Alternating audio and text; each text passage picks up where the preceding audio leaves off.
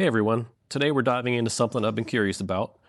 We're going to compare two hydroponic towers that at first glance might look pretty similar, but they've got very significant price differences. On one side, we've got the well-known Tower Garden from Juice Plus, which retails for a little over $600. On the other, we have a smaller, more budget-friendly tower, similar to many you'll find online, usually around the $200 mark. That's a huge difference, about a third of the cost. So the big question is, what exactly are you getting or not getting for that price gap? We're going to break down the key differences and walk through how they compare. Let's start with the most obvious difference, physical size. As you can see, the Tower Garden is noticeably larger in all its components. This isn't just about height when assembled, it's about the volume and durability of each individual section.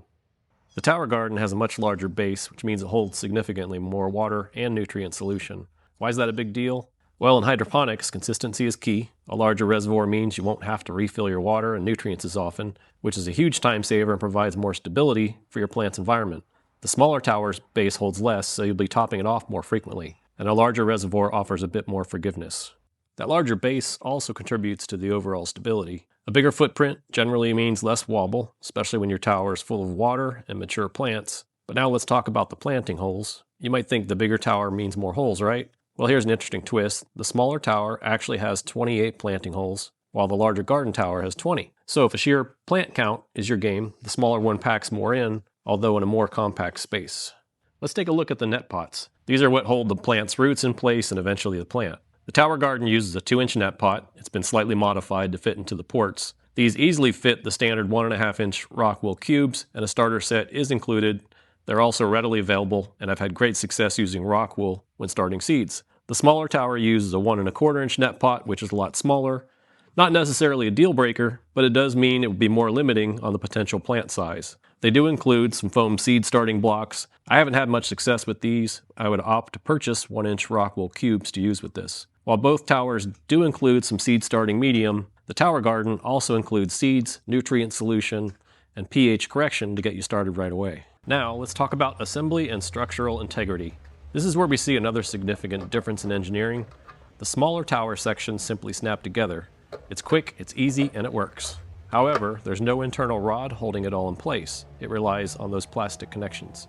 The Tower Garden, on the other hand, utilizes stainless steel threaded rods that run internally through the entire height of the tower. These rods, secured with nuts at the top and bottom, provide a really strong and secure structure, keeping everything tightly compressed and stable. It definitely adds to the perceived durability and longevity.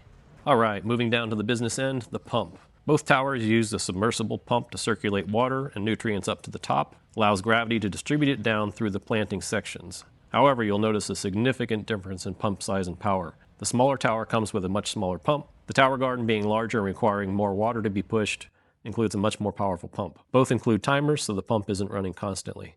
Despite the differences we've seen so far, it's worth noting that the overall design philosophy is quite similar in both of these. Both are vertical, modular systems designed to maximize growing space. Now let's get these things assembled so you can see them come to life. Let's start with the smaller tower. The assembly instructions aren't that great, but really putting it together is pretty straightforward. Basically, you screw the first tower section down to the base, and then the base gets screwed down to the reservoir. And when you're doing that, you put the pump in there as well. Just connect a flexible rubber hose to the pump, and then connect that up underneath the where the tower sections are. All the rest of the tower sections just snap on, and then you put what's called the shower cap, and then the very top just gets a cover, and you're good to go. Next step with this one will be adding some water and seeing how it works. For the Tower Garden, we'll start by placing the pump in the larger reservoir. Then we insert the threaded rods into the base. This is where the main difference in assembly comes in. We slide each planting section over the rod, making sure they're aligned.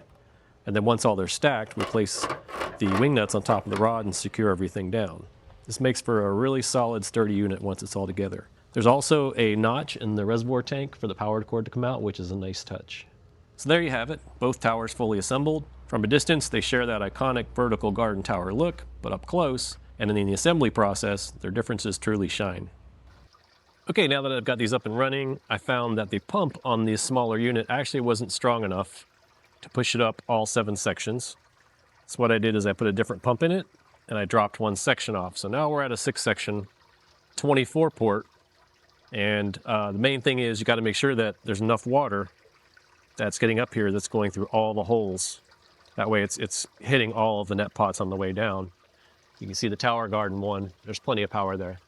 So for a recap, the tower garden at around $600 offers a much larger physical size, bigger water reservoir for less frequent refills, gives you better stability, larger net pots, definitely a more powerful pump, and that internal threaded rod that gives you a much better structural integrity. The smaller tower, around $200, ends up with 24 planting holes. The way I have it set up, comes with 28. I did have to put a different pump in there, and I'll put a link to a pump that worked for me in this one. And with a much smaller reservoir, though, it's going to need a lot more maintenance, a lot more refilling, and then it does rely solely on its plastic connections for stability. The garden tower or tower garden from Juice Plus is 3 times the price. Personally, I feel it's worth it. I feel that's the route to go. However, if you're on a budget, the smaller tower can definitely fulfill the need. I've been eyeing those less expensive towers for a while and just wondering if they really are that much better, that much worse. I mean, functionally, it looks like it should work just fine. Definitely a more budget-friendly way to go. And for me, the amount of space that it takes up was a consideration because you can get more of them in a given area.